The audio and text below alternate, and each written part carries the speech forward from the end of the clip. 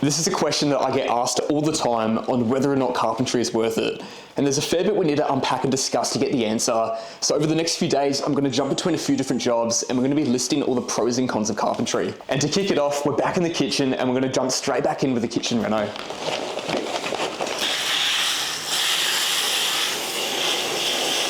And thanks to you guys, I've learned a thing or two from my first plastering video, and we are going to start off by mixing up a base coat mix. It should be easier to work with, and then secondly, it's going to save us a lot of money. And I've got myself an Azuto mixer as well, which has been working great for me so far. And to power the mixer, I've got Blue Eddy's power supply here. And thanks to Blue Eddy for sponsoring this video.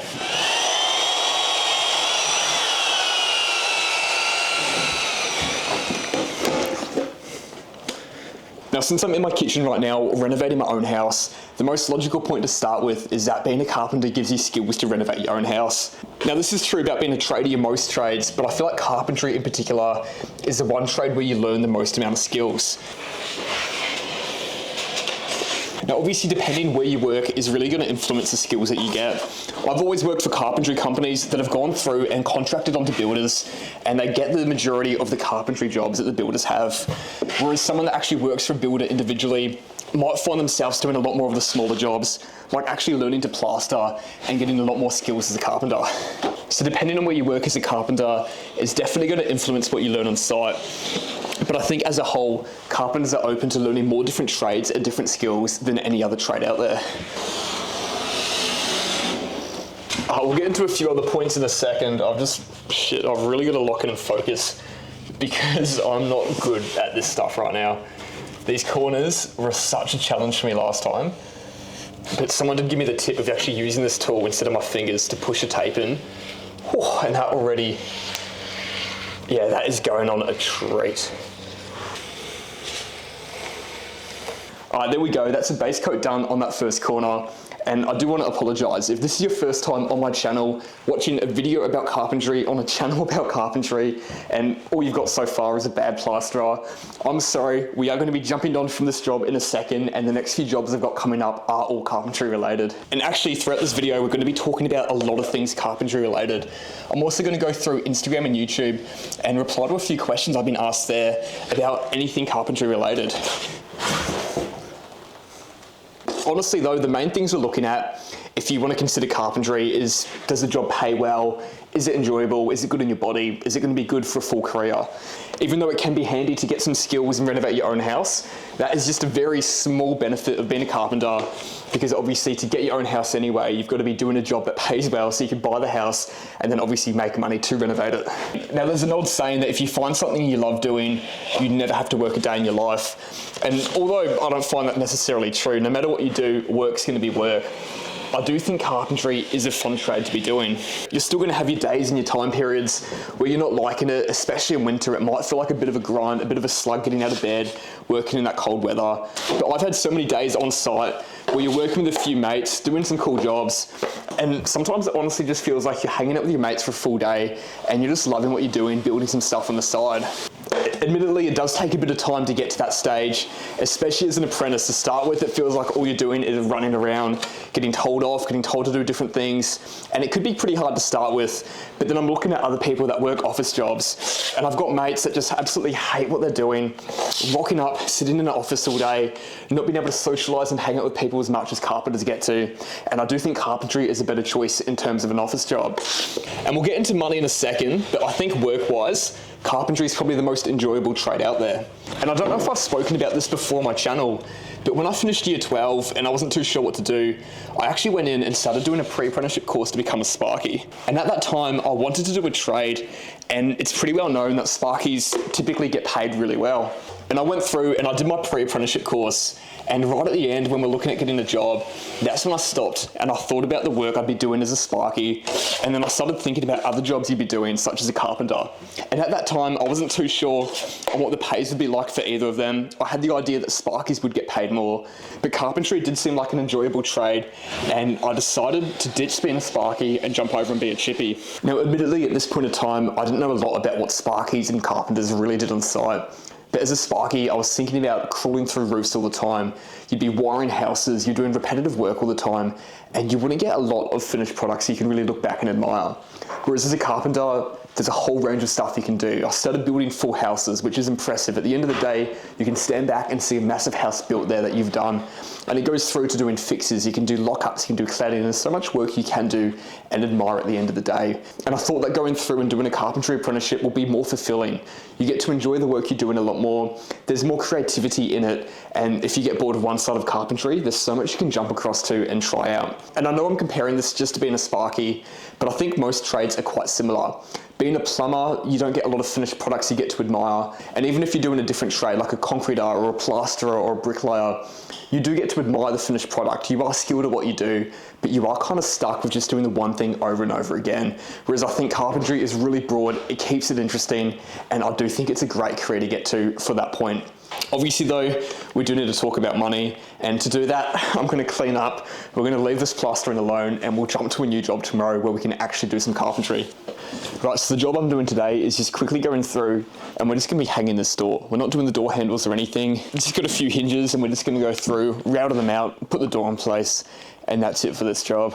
I want to continue on with what I was talking about yesterday and get into the pay, and if carpentry is worth it pay-wise. And regardless of what we make, it is pretty rough how much money carpenters do need to spend to buy every single tool. I did say before that carpentry is good because it's diverse and you can do so many different jobs, but to do all those jobs, you need such a large selection of tools.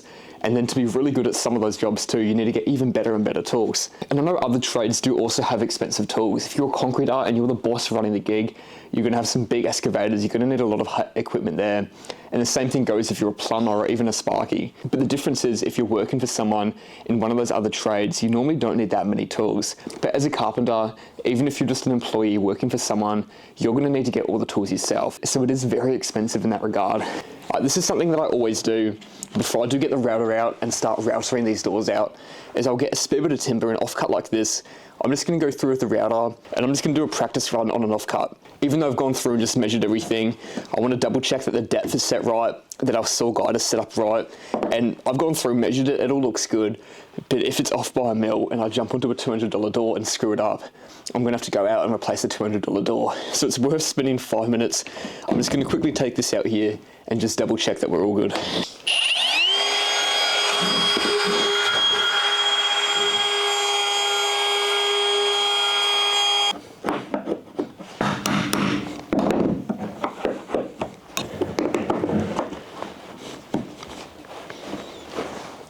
So it all looks pretty good. If anything though, I reckon I can make this a 1/10 of a mil deeper. It feels pretty much flush, but I can just feel that hinge sits slightly up, slightly proud from the timber. So I'm just gonna open this up and we'll just slightly, yeah, just that much. Now we're good to go.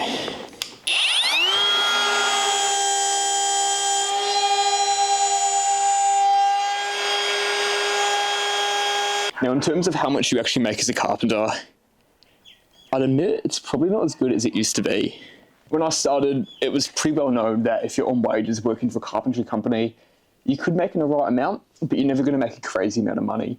If you're skilled at what you do and you're doing a good job running crews, you're probably going to be quite comfortable with what you're making. But if you're on the other side of it and you're not running crews and you're just going through the motions every day, you're going to be on quite an average wage. The one thing though that used to be true is that if you went out and started your own company and started running your own jobs, that's when you'd be making some proper money. And there definitely still is the opportunity to do that. And I do know a fair few people who are making good money doing their own thing.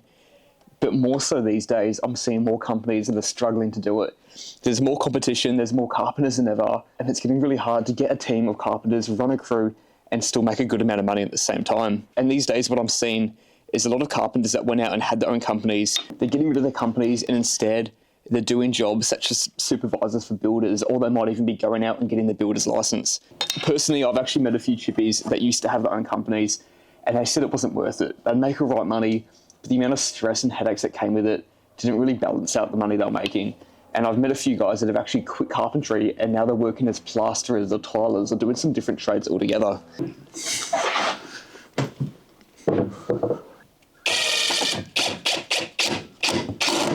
The last thing I do want to speak about before I head back home though is another thing involved with being a carpenter. And this is something you have to deal with as a tradie in any trade that you do. And that is a toll it takes on your body. Firstly, you can be a trim carpenter or a framer, and it's going to have a different toll on your body. I was a framer non-stop for 2 or 3 years, and in that time, I noticed it. Your body would get so sore, and especially during winter where you're working big weeks non-stop, you'd get home almost every day and just be exhausted. And that actually brings up a few questions I've got asked as well. I did say in this video I want to answer a few questions from Insta and YouTube, and I did get a question asking, how do I cope with the toll of being a chippy? You get home some days and you're ruined, and especially when you start off as a first year, that first 6 months is the worst. Your body's not used to the early mornings and the big days, and you'd honestly be working all day, go home, chill out, have something to eat, and go to sleep. And honestly, it was pretty rough to start with. Those first 6 months did take a toll. They were hard to get through. And even now, if I do have a few big weeks back to back, I definitely do notice it as well. But the one thing that does help with the physical days is honestly going to gym and pushing through and just staying active. I've noticed after work, even if I've got no energy, if I force myself to go to gym, do a workout, get the body moving, after a week or two, you actually start to feel even better. I thought it would have been the other way around. After you worked all day and you wasted all your energy on the work site, and then if you went and did a workout afterwards, you just go downhill and get more and more tired. But I have found that going through gym and staying active really does help your body get through the days, and you do end up feeling better afterwards. One other point I want to add in is that when I was doing frames, to start with, it's fun, it's interesting, you're doing new things every day, but after doing frames for a few years straight, it gets to the point where it just feels like you're just laboring. You know what you're doing, and it's still awesome building a house, but when you're doing the same task day in and day out, and you're doing it for speed, and you're moving materials quickly, and you're moving your body around quickly, it just feels like you're going to work every day, just laboring, or almost doing a workout non-stop. And that influenced the decision for me to move companies and not just be a framer, but do all types of carpentry. Now, obviously, that wasn't the only reason. I did want to learn other parts of carpentry, and I did enjoy doing renos and different types of carpentry as well. There's nothing wrong with framing. I love doing it now. I just think it's something you can't be doing non-stop without it taking a massive toll onto your body. So if you were going to be a carpenter, do frames. It is good fun, but hopefully you work for a company or you've got the opportunity to do a few frames and take a break and do another job, then do a few more frames after that.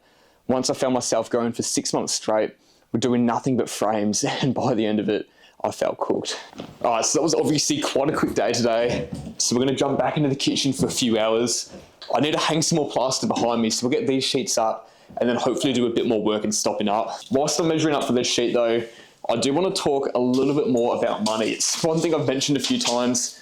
I know I've said a few things about it, but obviously that's a make or break if you choose to do something for a career. And even though I've been saying carpenters don't make as much as some of the other trades out there, I still want to point out that carpenters can make some decent money. If you're a decent carpenter and you finish your apprenticeship, you could be on 80 to 120 a year. A lot of that though is very dependent on where you're working. And for example, you might be making more money if you work directly for a high-end builder than if you're working for a carpentry company that already has a bunch of qualifieds. And obviously that is just talking about if you are an employee working for someone. I think if you're a decent carpenter, you're gonna either want to start your own company or move somewhere else, do your builder's license or progress your career. I was talking earlier about how it is harder these days to make money if you are running a company. And if you are wanting to start your own company, I do highly recommend going out and getting your builder's license, because that allows you to do so many different jobs. If you're just a carpenter and you're wanting to do private jobs, there is a limit on how big the job can be. I know in Victoria, I'm pretty sure a carpenter can't do a job exceeding $10,000 without a builder being there and signing off with their license. So even if you do want to do a company, I recommend getting your builder's license. Otherwise, you can only do small jobs or just work directly for a builder. And there's nothing wrong with working for a builder. It normally means you've got consistent work. You might just be doing their frames or even their full jobs from start to finish. The only downside with that is with how competitive prices are these days. And part of the reason that carpentry is so competitive is because it's not a licensed trade, meaning you don't actually need to do an apprenticeship and anyone can just rock up and start framing a house. As long as a frame inspector comes through and signs off on it, it doesn't matter if there's anything wrong in the future. It's all on the frame inspector, so a carpenter isn't liable if anything goes wrong. And one of the problems with prices being so competitive is that if you are working with a builder, especially a volume builder, which probably do most of the work in Australia these days, people are going to keep coming in at lower prices, and to beat the price and to actually get the job, you honestly don't get paid enough to take the time and do a good, decent job. You just get paid enough to run around, quickly get the work done, and that's what we're seeing on so many houses in Australia. And this problem's been around for a while. In my eyes though, it looks like it's just getting worse. And this is also such a hard problem to fix because right now we're in a living crisis. It's so hard to buy a house already, so that all these builders are trying to build houses for the cheapest prices, which also means getting the cheapest trades in there. And I think this is where I'm seeing companies not make as much money as they used to because the prices that builders are paying are just going lower and lower, and the cost of living is just rising the other way. So if you were to be a carpenter and you were to go out and do your own jobs, I'd recommend trying to find a higher end or a custom builder to work for, or get your builder's license and start doing your own jobs. You can even start off with just doing small decks and fences and just small jobs here and there. And I also think that's the work where you find the most fulfillment and enjoyment in. Working with a crew and doing frames is fun, but I do also love just doing the jobs where it's chilled and easy to build a deck or build a fence and just quickly knocking over a small job like that.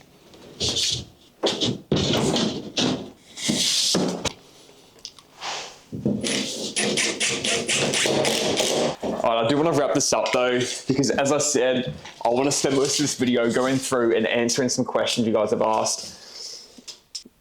2695. In summary, in my opinion at least, I do think carpentry is a great trade to get into.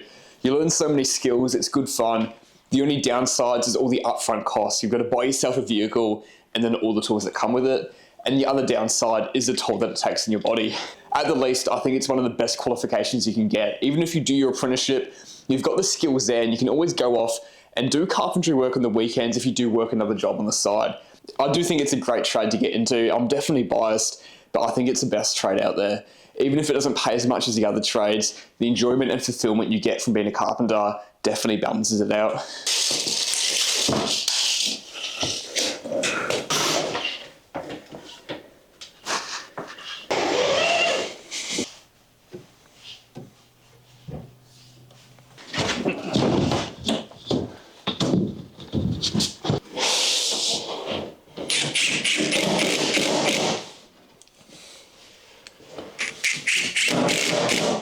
Alright, sweet, we're all done. All the plaster's been hung now. And I've just got the Blue Eddy inverter out again. And I'm gonna get set up to mix up another batch of base coat. So once again, this is the Apex 300. I've been using this power supply for quite a while now. You've probably seen it on a few different jobs, especially when I was doing that boardwalk and then also the stairs. We're out in the bush, we had no power around us. So the only options was to charge up all of our batteries at home. I'll get this girl to save the day. So this thing has been clutch. It lasts ages too. So I've just been in the routine of charging it up on the weekend and it'll sit in my car all week. Depending on what jobs are on, sometimes I'll get her out. It can power all the tools and batteries for the day. And especially with a lot of new frames we're doing, it sometimes takes a couple of weeks for the power companies to come out and connect power to the work sites. So this thing has actually been a game changer. I know these days almost all the tools we use are battery powered, but there's been quite a few times I've had to use a big 9-inch saw, or the mixer right now as well. And for those jobs, I would have been screwed if I didn't have this. On top of that, it's also nice too to have some power so we can actually power up a microwave and have a warm lunch at Smoko. This thing is a beast, I've been loving it. And thank you again to Blue Eddy for sending this out to me and sponsoring this video. Right, so we're gonna jump on to the next job of this video. And I've got a few different things I'm doing at this job, but the only thing I'm gonna focus on filming is finishing off this paling fence. And whilst I go through and build this fence, I'm gonna sit here as well and go through those questions on YouTube and Instagram and answer as many of them as I can. Right, so the very first question we have is advice for finding a good gig for your apprenticeship. And he means good workplace environment, driven carpenters, and more specifically for someone coming to the table as a mature age apprentice. Now this is a great question because this could make or break your career. And there's no clear answer on how to find a good place to work for. If there was a clear answer and something to look for, everyone would go that way and find those good companies. The advice I have though is firstly do a bit of research online. You probably want to find a company, whether it be in a carpentry company or a builder directly, that post a lot of their work on social media. If they're doing a lot of posts on social media, you can straight away see if they do take pride in their work. You can see the quality of what they're doing. You can also see small things like how clean the work sites are, and you can start to get a little glimpse of what that company's like. And that's comparing it to another company that might only post once every few months. I see a few companies like that, and they might post this really awesome ripper job, which looks incredible, looks sensational, and they'll share those jobs and then they won't post anything for the next few months. And honestly, it could just mean that that person doesn't care about sharing their work on social media. But there are a lot of companies out there though that could do a lot of rough work and not great final products, and they only post the rare jobs every now and then where they do good jobs. So I would recommend having a look at the company's social media, and once you do find a good company on social media, they look like they do good work, they seem like a good bunch of guys, they're probably going to put you on for a few weeks as a trial. So most people see this 2 weeks as 2 weeks for you to prove yourself to the boss that they should hire you and you should get a job, whereas it actually goes both ways. You want to prove to them that you should work there, but then you should also be looking at what the company's like, how people are interacting with each other, how the employer is treating you. If they're yelling at you in the first few days, trying to get you to hurry up, it's probably not a good sign. But if they're taking the time to teach you stuff, make sure you're doing stuff correctly, that is signs of a really good workplace. And the other thing that this comment does mention is that they are a mature age apprentice. And it is a lot harder to get an apprenticeship if you mature age because you do have to get paid more. So it could be hit or miss on getting your apprenticeship, but I do know there's a lot of companies out there that would actually prefer to pay that bit more and hire someone that's a bit older. A lot of the time when you do hire a mature age apprentice, even though they've spent the last few years working somewhere else, they do have that life experience and they do have that work ethic from working other jobs. So they normally do end up being worth it. I think if you are a mature age apprentice, you might have more luck though trying to get a carpentry apprenticeship through a builder directly. So the next comment we've got is asking if there's anything that I wish I knew I would have done differently in my apprenticeship. So one thing I did in my apprenticeship, and I'm happy I did this, is that I left my old company, which was a framing company, and went to a different company that didn't really do that many frames. The reason I did this is because I wanted to expand my knowledge and do as many different jobs as possible as an apprentice. I was worried that I'd go qualified, and once you go qualified, I might be getting paid a decent wage because I'm a good framer, but then suddenly I'm worth too much, but they can't put me on the other jobs where I'm not as good at. So when I was an apprentice, I was really eager to learn as much as I could and make sure I was skilled in all different areas of carpentry. So I'm happy I made that change, but I wish I did more than just change companies, because what did end up happening is the new company I started to work for started to do a few more frames. And at that point, I had more framing experience than even the bosses I was working for. So I was always on site with them. They knew what they were doing, but I was also helping them out. And as a third and fourth year apprentice, I started doing a lot more frames there than what I was hoping for. And I was happy about it because it wasn't non-stop framing. I'd do a few frames, also do some other jobs. And it was a bit of give and take. But the one thing I wish I did was actually just put my foot down and say, I want to break from frames for a bit. I really want to spend some time doing other areas of carpentry. And I really think that would have accelerated my growth as a carpenter. It all did work out though. As I went qualified, I still stayed at that same company for a few years, and I did keep doing other jobs, and I kept learning more and more as I went on. I just wish I spent more time in my apprenticeship doing different jobs and learned as much as I could before going qualified. Now the very next tip kind of lays into what I was just saying, and it's asking for tips on moving into framing from being a typical residential carpenter who's done everything else as a carpenter, but not much framing. So they're pretty much on the other side of where I was. And now they're trying to learn frames and move into a framing company as a qualified. And I was on the complete other side of this because I was a framer and I was worried that I'd become a qualified framer and then I couldn't get into the other side of carpentry. I think the best way to do this is contact a company that you want to work for. Let them know that you haven't done much framing. And I think it's really important to be honest on how much you've done, how much you know, and don't try to oversell yourself. And what I think you almost have to do is ask for a bit of a lower rate. You won't be able to get the same rate that you're on if you're doing different work that you're not good at. And even just set up an agreement that you have that rate for a few months, and after a few months you can review how you're going. If you've learned a lot more and you're doing better on the frames, then you might get a rate increase after that. And I've seen a lot of people in the same position where they may not have done as many frames, and they've moved to a new company and they were worried they weren't going to get the job or they weren't going to get the pay they wanted. So they lied about how much they knew and pretended they were really good framers. What's going to happen then is you're going to get sent to a frame, you're not going to be quick at it, you're not going to do a good job, and then you might even lose your job after that or just head on a downhill slope. And the problem with that is that it's such a small industry. If you do a bad job in one company, your name can get out there and people can spread your name around, say that you're not a good framer, and it could really hurt you in the long run. I think it's worth being upfront with what you know, how good you are, and make sure you take the time, even as a qualified, to learn more stuff and take that position as a qualified that you don't know everything and that you do want to learn more. Next question we've got is, as a young carpenter, I'd love to know how you handle your work-life balance. I feel like I don't have much energy for other hobbies, and they're also asking what my apprenticeship was like. Now, we did kind of cover this a bit earlier in the video, and I did mention that I was coming home as an apprentice and I was ruined. I couldn't do much. But when I actually started pushing through and going to gym and being active, I felt like I started to get more energy after that. Saying you're a young carpenter, I'm guessing you might be a first year. And to be honest, that first year, trying to adjust to the trades is going to be hard. I do think though, once you finish your first year, it does come a bit easier. But even sometimes you might have those days where you get home and you're just knackered, you want to sit down and chill out and do nothing. The worst thing you can do sometimes is getting home and just sitting down, and that's when it all hits you. Sometimes all you have to do is just stay on your feet, keep going, just push yourself to do whatever you want to do. And you might feel tired to start with, but I do think you get used to it quite quickly. Now this question also goes on to say, what was my apprenticeship experience like? And as a first year, I was definitely in the same boat as you're in. I had no energy. I really struggled with how early I had to go to sleep. I wasn't used to the early nights to wake up early and do work.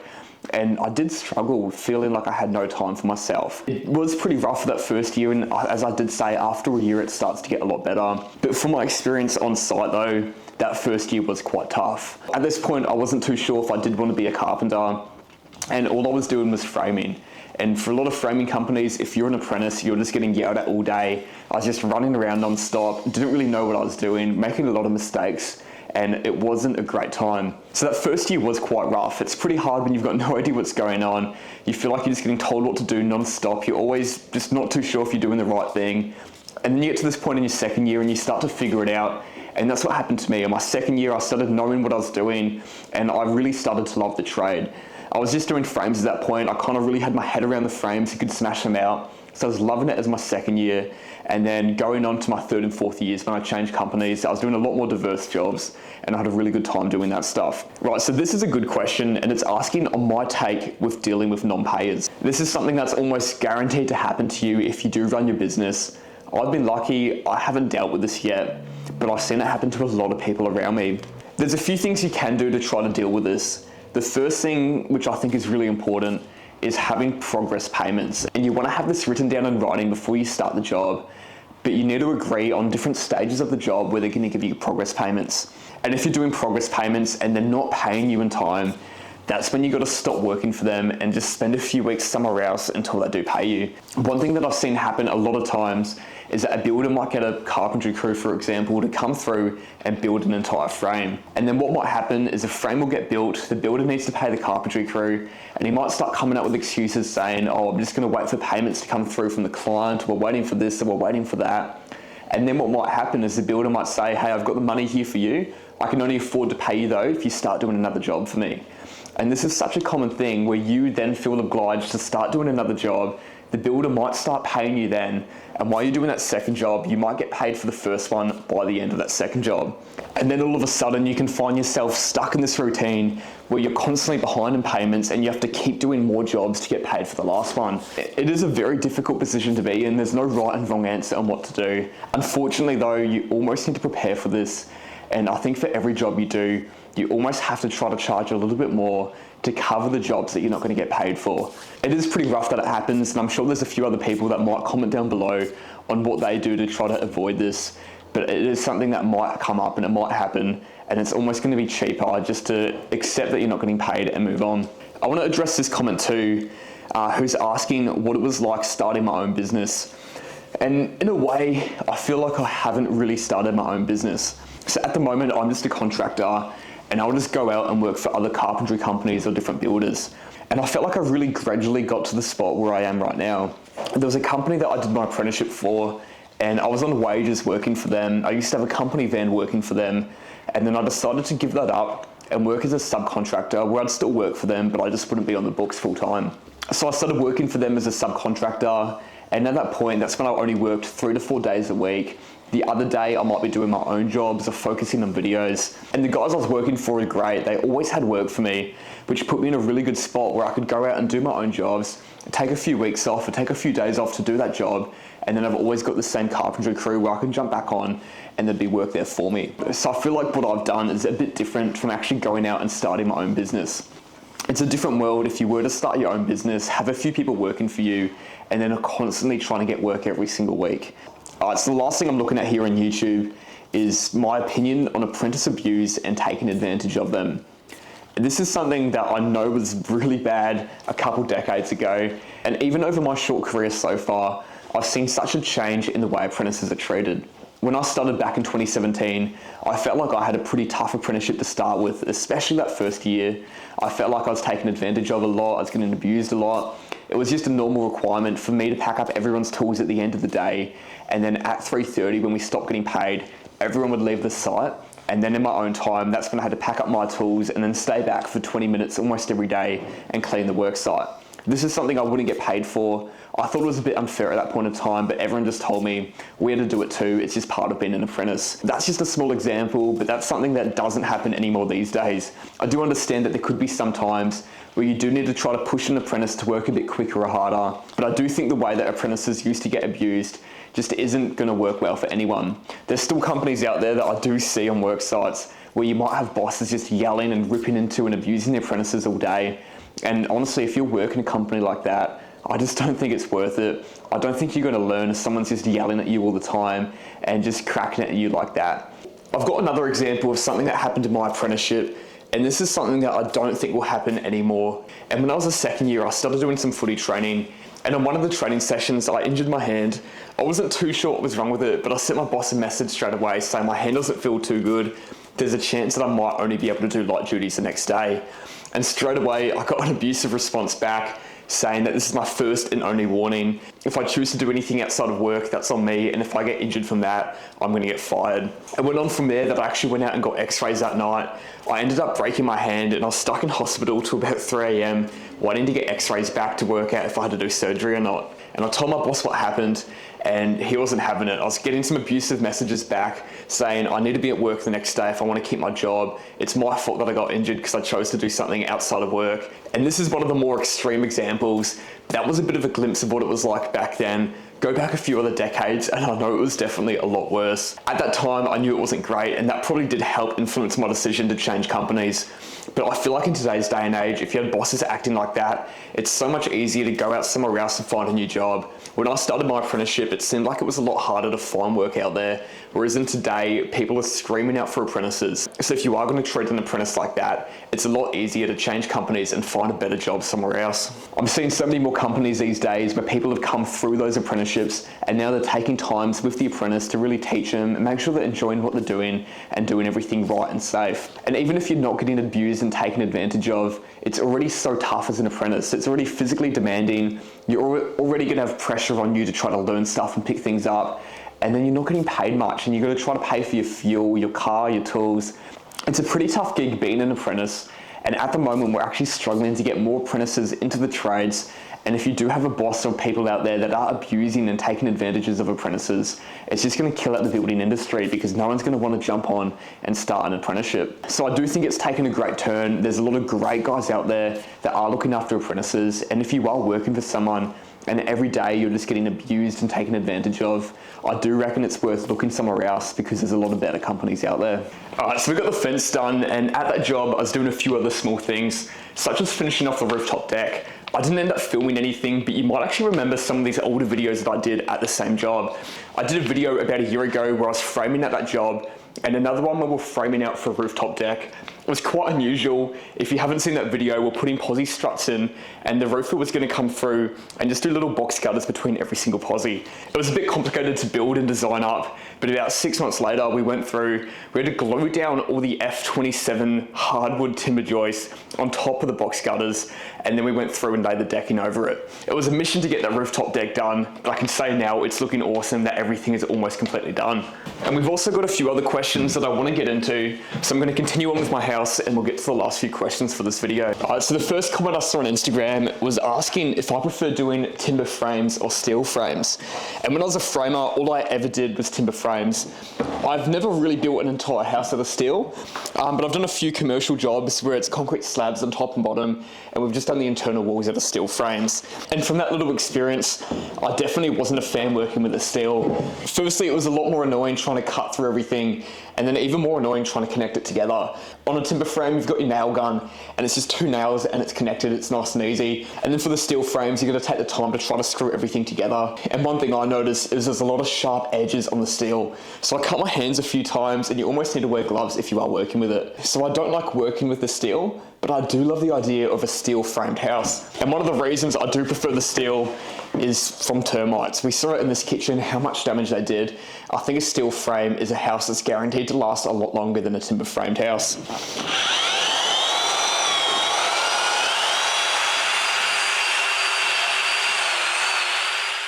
Now this next question is something that I've been asked quite a few times, and that is what setup I'm currently running. In terms of, do I have a ute, a truck, a van, a trailer? And another question I've got a few times too is if I could change my setup, or what would my ideal setup be?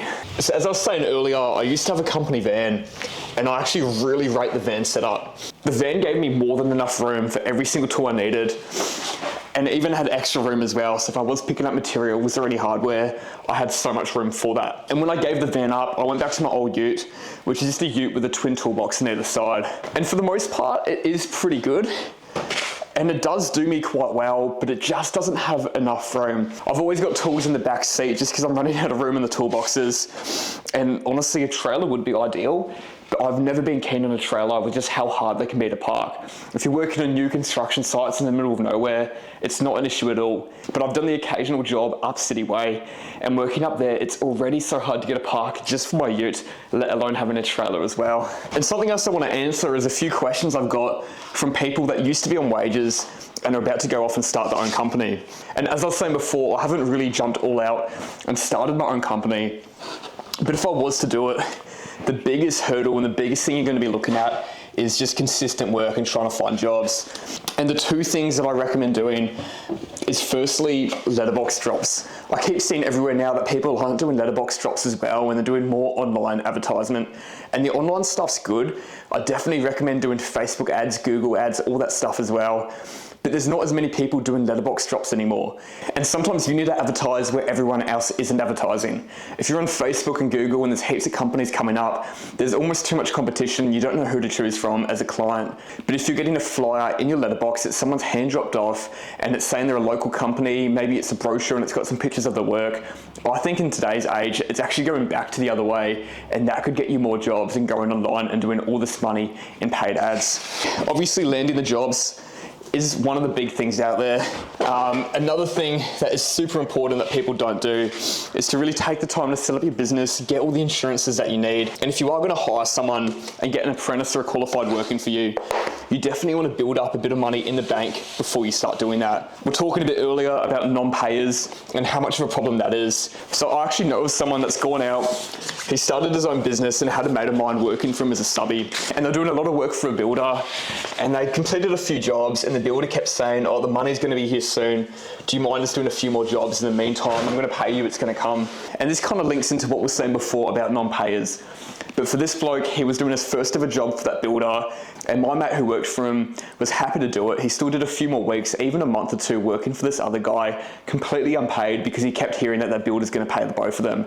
And then it got to the point where that builder just disappeared. He never got paid for any of the work. So firstly, the guy that went out there to start his business lost out on getting paid tens of thousands of dollars. And then he had one of his mates working for him who he still owed money to. And what ended up happening was that the guy that started his company had to get rid of people working for him because he couldn't afford to pay anymore. He had to do small private jobs for himself to try to build up money in the bank.